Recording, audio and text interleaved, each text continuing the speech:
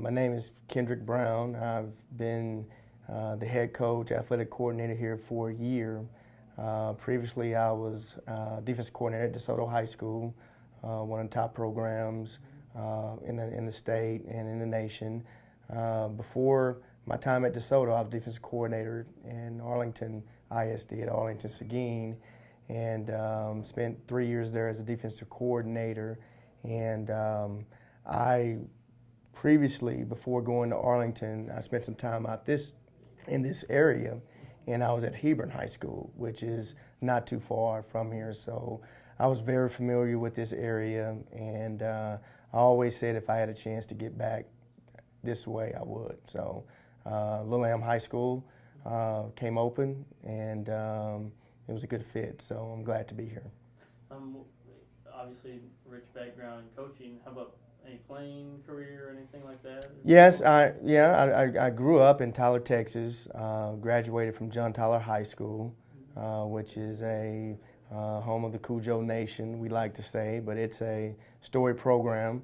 From there, I went on to the University of North Texas, played receiver at the University of North Texas, and from there, that's when my coaching career started. So, all in all, I've been involved with the game of football for nearly 30 years. Long time. Yes. The big piece of my documentary is, I mean, the focus is concussions in football. The specific focus on that is just to let people know what is a concussion in football, because the brain in my studies is such a mystery. So it's almost an unsolved piece of the human body. As far as you have coached and have played, what's your experience like with concussions? Have you received coaching people through them? What's it been like? Yeah, well, I would tell you this, where we are right now with the concussion and the state of concussions and the study of concussions, I would think it's easy to say that I probably did have some concussions. Back in the early 90s when I was in high school, headaches, things of that nature. What we did back then was coaches would tell you take a Tylenol or an aspirin and you would continue to play. Or you'd be the tough guy and you wouldn't say anything to anyone and you'd have headaches and they would go away. So I think, you look at where the game of football is today and where it was even when I was in high school.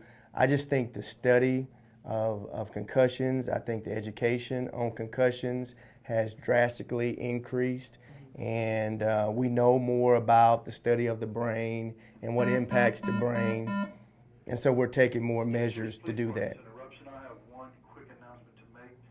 Any students who were assigned to Reflections today by Coach Davis, Mr. Mitchell Davis, you do not have to show up. Again, that is only students who were assigned by Coach Davis. Other than that, all other students who have been assigned Reflections will be required to be there. Thank you. And one last time, students who were assigned by Coach Davis do not have to come to Reflections. All other students who were assigned by any teacher other than Mr. Davis, Coach Davis, Mr. Mitchell Davis, does have to show up. Thank you. I think you answered it. Yeah, so that was in the 90s, when I was in high school. So, and there really wasn't a lot of education out there in regards to concussions. We just used the model of if you have a headache, take something and you keep going. And I think you're seeing that same trend in the NFL now with all these players that played in the 90s. A lot of the players now, same thing. They were getting those headaches. Things were happening to them. They really didn't know. And now with all the education that is out here, it's showing that those were concussion-like symptoms, and you're seeing where players sustain those several times throughout their playing career. So to answer your question, where it is now, I think now you're seeing coaching staffs, you're seeing training staffs, you're seeing administration, and as a whole, concussions are taken very seriously. And on top of that, head injuries at the high school levels are very serious. For example, if a kid has any type of head injury, it's hands off for a head coach. It's hands off for that particular coach. That training staff, they have protocol that they follow, and that protocol it's pretty much put in place to help that student athlete not only get better, but to help that student athlete, because that's what you're seeing in concussions. They get a concussion, and then they get that second and third concussion. I think with the protocols that we're using today, if there is a concussion, there's a safety measures put in to help alleviate that happening a second time or third time. I actually interviewed Steve August. He was an offensive tackle for the Seahawks back Mm-hmm. in the 70s. I interviewed him last week. And he was telling me, he said he looks back on it and he's like, he doesn't even know what a concussion really could have been characterized as when he played, because they literally had nothing. No, the term concussion didn't even exist. Did the term concussion exist when you were around, or was it kind of just hey, we really just don't know what this is, and you just kind of went with it? It was rarely used. You really didn't hear about kids getting concussions. I don't remember in my playing time a lot of concussion incidents where teammates were held out due to concussions. There were teams that and there were players we knew who, after a hard hit, that they would be kind of little dazed, and we just kind of that's what it was. And they would sit out a little bit, and I'm all right. They would get back in. And so now I just think the safety standards that are in place, you don't see that hardly ever, from that standpoint. I think the most important thing, though, with that is even when it comes to the safety of equipment. I know you look at the companies that make helmets now, every one of those companies have taken drastic improvements in making sure that those helmets are safer. What we do here, one of the things that take the most time in equipment handout is the fitting of helmets. And we really here, we have a system in check where 3 coaches actually check the helmet, make sure that it fits properly. A lot of it has to do with the proper fitting of equipment too. And I like the way you had said a minute ago about the tough guy mentality of not telling anybody versus, you almost see a guy and it's like you have no other choice. The main character of my piece is Clint Trickett. I talked to him and he told me the reason he had to quit was 5 concussions in a 14-month span. 3 of those concussions he never told anybody about.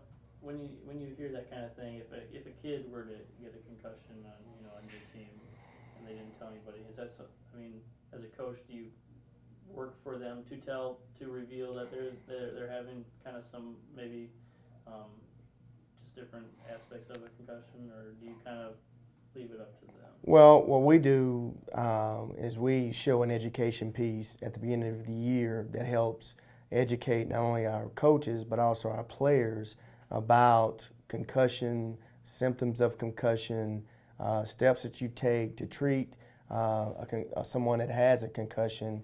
And so I think with that, players, the education that we as coaches have had, we are on high alert when someone has sustained any type of head injury, and they're talking about they're not feeling this way, or there's headaches, or there are blackouts, and we're very proactive with that, and our training staff is. I know typically there is a protocol where you have to be symptom-free for up to a week with that deal, so that helps with that too. So I think that's the biggest thing out there right now is really, I think the state, the state of where education is, we've become better educated in regards to knowing how to deal with a concussion and using the proper steps to make sure that our athletes get back on the field safe. And then obviously you talked about your playing days and how there really wasn't much there known about concussions. Take us through just your coaching, and you talked about what you just talked about, what you guys do here but how has that process transformed over the years in your coaching? How much better has just the process maybe smoothed out? I think my playing days, I recall, I mentioned if there was an incident where someone had a head injury, a player, I do know that was the tough man syndrome. You just didn't, there wasn't a lot of education out on that. The player, because the coaches would get on to the player, players didn't want to let the coaches or players down, players would get back in there. So that was typical of the 90s, how things were. As I got into the coaching profession, finished school, started coaching, it went more to if a kid had a concussion, maybe the coach or the trainers would take the helmet from the player and not give it to a player for a day or so, and then we would let that player get back out there. So that was, 10, 15 years ago. Today, if there is a concussion, then there is a process of evaluation. There are evaluations that happen with the brain that each player takes prior to even playing any sport at the beginning of the year that charts the brain and how the brain functions. So all of that is then, once there is a head injury now, they can go back and look at is there different, the testing different from now to back then when there wasn't a head injury. So all these protocols are in place, have really, I think, reduced second time concussions. We still have concussions. Right now there's probably 3 to 4 guys out right now currently that have concussion-like symptoms. They're going through that protocol right now. They don't get back on the field. They won't be released to me until the trainer, our training staff, actually release those players to us, and that's after they've gone through that protocol. Okay. And then just looking too at just the different aspects of, the game of football. It's such a high contact sport, and I compare it a lot in my talks with everybody. I compare it a lot to, we walk out of the house every day. We don't know what's going to happen. You walk on the football field, you don't know what's going to happen. There's a sense of risk in every aspect of our lives. But with the amount of contact that goes into football, is it just a little bit heightened risk that players, maybe parents, family members, they just kind of have to assume for their kid and understand that they're going to play the game the right way? Right. This game of football, I still believe, and there's still data that proves it's still one of the safest sports when the game is played properly. And I think that's where we are right now is, from the NFL level to the college level to the high school level, things are being put in place to make sure that you can still maintain the physicality of the game, but at the same time, safety is a number one priority. So you're seeing a lot of emphasis put on not hitting a player in a defenseless position. You're seeing less of players getting thrown down in a violently way, and I think educating players on the proper way to tackle, how to block, all those things help cut down on concussions as well. So you look at the protocols to help prevent further concussions, but you also are looking at coaches, players being more aware of safety when it comes to the game of football. But it's a fine line. You want your team to be physical and you want them to get after it, but at the same time, you want to show them the proper way to do that. Mm-hmm. How important is it how important is it, but at the same time, what's coaching high school like? Is it, because the NFL, you're at the pinnacle of the football world. College, you might be tweaking a few things to perhaps get to that next level.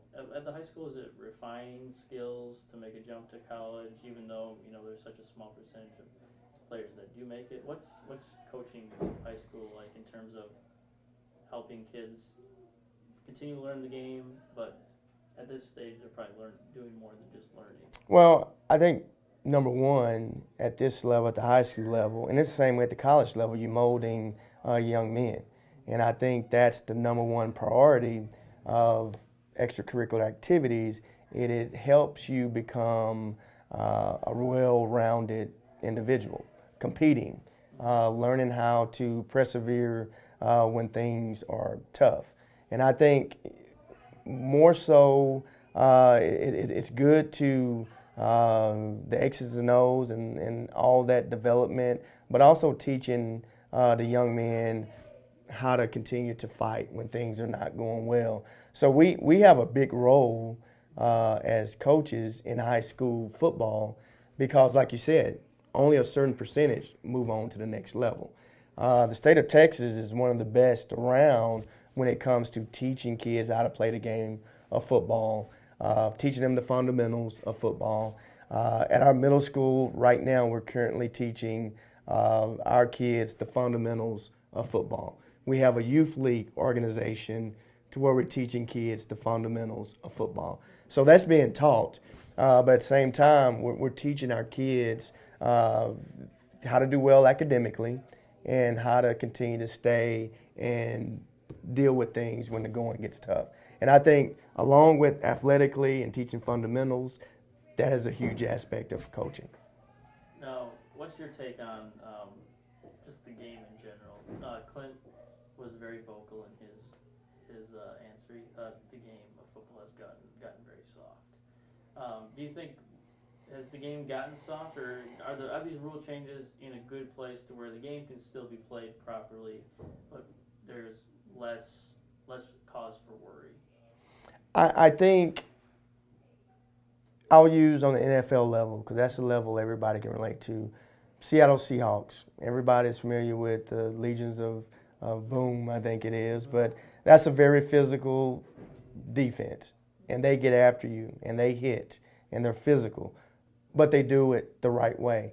And I think you look at the Seattle Seahawks, for example. I know what we do here at Little Elm, the teaching aspects of tackling, we use that Seattle Seahawks model.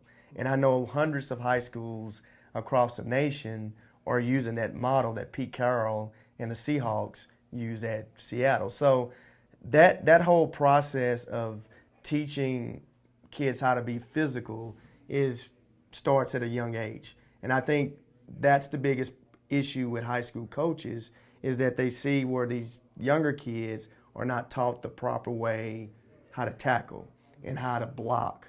And I think the biggest deal is I think if we can continue to educate our youth leagues the proper way, how to tackle, how to do those things, I think you still will see the game remaining a physical game. But you've got to teach the kids the proper way.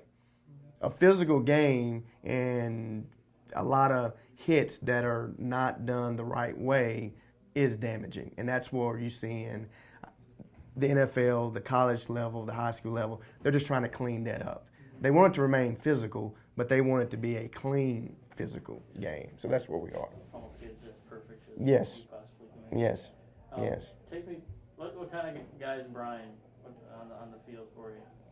He's a spark plug. You know, he is playing receiver for us, and he does a really good job of catching the football. He catches the football really well. We're now trying to get him to develop that vertical game to where he can kind of help us vertically. But as far as the intermediate routes, doing those things, he's really good when it comes to that. So we're expecting big things from him this offseason. He's mentally he's gotten tougher, and so physically he looks better as well. So he's done a good job for us, and he'll continue to do a job for us. And then he kind of talked to me just about the concussion he had in the fall. Can you take me through just kind of what you remember from that and kind of how that whole process went for you guys? Yeah, I remember that from that standpoint of I didn't see. I remember asking him how did this happen, and I wanted to. Whenever there's a concussion, you always want to go to the video, kind of see what happened, how it happened. His, you really didn't see. It was in one of those hidden camera plays, but he kept having those headaches, and that's what I remember the most about it. And he was a kid that loves playing the game, but at the same time, he kept having headaches. And so you saw there the frustration of a kid that wanted to get back out on the field quickly, but then he was still having symptoms. So that was the biggest thing I remember there, talking with him, encouraging him to be patient. Because that's the thing you see with kids that get concussions. They seem to think if a week has passed, I'm okay. But the training staff, the tests, the impact tests, the symptoms are still there. And so kids have a hard time dealing with that. And I think that's the biggest, even parents, Coach, why is not playing? What? And so you have to educate players. In his case, it was the same deal. He was ready to get back out there on the field. But you look at him now, I think because we did take those safety measures, there hadn't been anything for his concussions that have reappeared. So we're hoping he can continue to be concussion symptom free and not have a second or third one from that standpoint.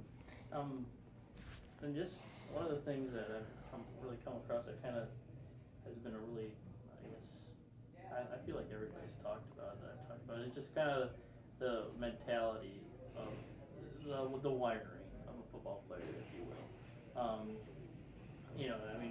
Guys are tough. They, that spark plug. They want to be out there. They want to be playing the game. Steve talked about how if you were hurt in the '70s, you probably were going to lose your job.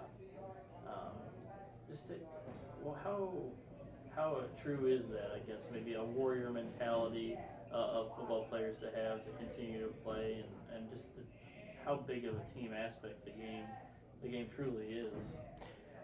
It doesn't matter the situation, or it doesn't matter the injury. A warrior, a football player that wants to be out there no matter what. That's a leader. That individual is always, regardless whether it's a concussion, whether it's a hand or knee or foot injury, that individual is always going to want to get on the field, always. And that's the biggest deal with those individuals that have concussions, is they want to get back out there really quick. And you still see that today. You see it on the NFL level, the college level, that warrior that wants to be out there and he's going to stop at nothing to get out there. You have to do different things. Take his helmet away, or you don't let him dress out to get the message across. You're not playing, because they will do whatever it takes to get out on the field. Even say, I don't have any symptoms, I'm okay. So that's why you have to really be careful, because a player, someone that really wants to be on the field, they'll do whatever it takes to get on the field. So that's where the training staff, the coaches, you have to kind of tap the brakes. Let's go through the protocol. It's tough on coaches too, because if that's a really good player and you see them 3 or 4 days and they're just walking around having casual conversations with you, man, they seem to be okay. Man, we can get them back on the field. But the protocol, you have to follow that. And so I think that a lot of times is the most frustrating thing from a coaching standpoint, as well as a player standpoint, is the wait time. But it's needed, and as coaches we get it and we understand it, but that's just the way it is right now. And then the conflict in my piece talks about players not reporting injuries. Is that something, like you said, you give the kids the education piece, you give coaches the education piece. Is there anything you can do to avoid that? What can you do to, it's almost a kid's choice. It's not a whole lot. As long as this game or any sport is played, there are going to be kids that can fake an injury. That's not an obvious injury, And I think as coaches, we have to know our players. We have to know, whether they're really being honest with us. especially if we had an opportunity to see on the field what happened. A violent hit and they're kind of dazed, you know something is a possibility. So as coaches, what we tend to do is check on them, throughout the day. And if things are not looking right, even though they're saying it, then as coaches, we have to be the adults in that situation and be safety and think safety first and take care of them from that standpoint. And then just as far as the future of the game of football, obviously you're not going to ever really, let's hope, it wouldn't be football without it. You're not going to eliminate hits in the game of football. But what's the direction, do you think, of the game, just as it's going right now? Is it going to continue to see rule changes to make the game safer, or is it maybe slowing the pace down as we learn more about where we're going? I think it's going to be a combination of both. I think, number one, safety is going to be the number one goal and objective in any decision that's made. Even though as coaches, we may tend to think that the physicality of the game is decreasing, safety is primarily number one. I think what we're going to see is as the new protocols and studies throughout the several years have shown that it is decreasing, I think you'll continue to see those safety measures stay in place. Hopefully, with what we have in place now, things will stay as they are, and you won't see any more cutting back of the game of football and the physicality of it. And last one I got for you. Do you ever remember any maybe big time hits or anything in your playing days that stand out to you? Maybe anything that you look back on and you're like, wow, can't believe that guy got up. Or... Yes, what stands out to me, I remember being a senior in high school, and Quentin Coriat played at Texas A&M. He was a linebacker, and I can't remember the receiver's name, but it was a vicious hit. And then the receiver, because I played receiver, came across the middle, and it was a big-time hit. And that one there stands out the most. I remember the hit on Don Beebe, who played with the Buffalo Bills, and how he was just on the field and couldn't move. So those were the days, where you saw those players and they were in defenseless positions and there was a big hit. So you don't see those as much, but I remember, and there was a bunch of hits like that back in the day, bunch.